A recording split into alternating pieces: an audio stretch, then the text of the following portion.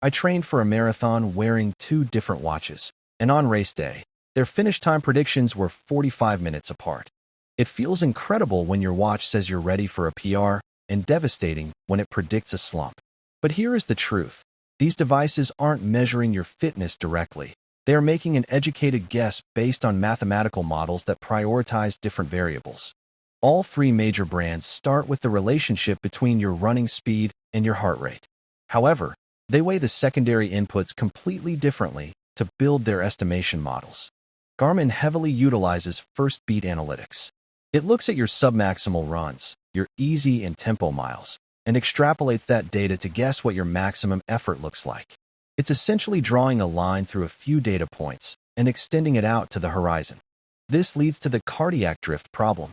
If you go for a run on a hot day, or when you're dehydrated, your heart rate rises while your pace stays the same. The algorithm doesn't know it's hot. It just thinks you got suddenly unfit. Coros tends to be slightly more stable because it emphasizes running performance over long-term history, making it slower to react to one bad run.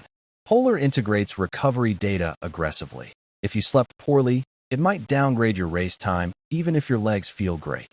So, why do predictions fail on race day? Because algorithms cannot account for race magic. Tapering, super shoes, race day adrenaline, and fueling strategies are variables that don't exist in your training data. This creates a massive gap between training economy and race economy. Most runners can outperform their watch's prediction by 5 to 10 minutes simply because the watch has never seen them run on fresh legs. Here is how to actually use the data. Ignore the specific time prediction. Instead, look at the 4-week trend line. If the line is moving up while your training load increases, your fitness is building, regardless of the absolute number. Use sudden drops as a warning system, not a judgment. If your prediction tanks overnight, don't run harder to prove it wrong. Check your sleep, your stress, or for incoming illness. It is a dashboard warning light, not a speed limit sign. Ultimately, these metrics are tools to support your intuition, not replace it.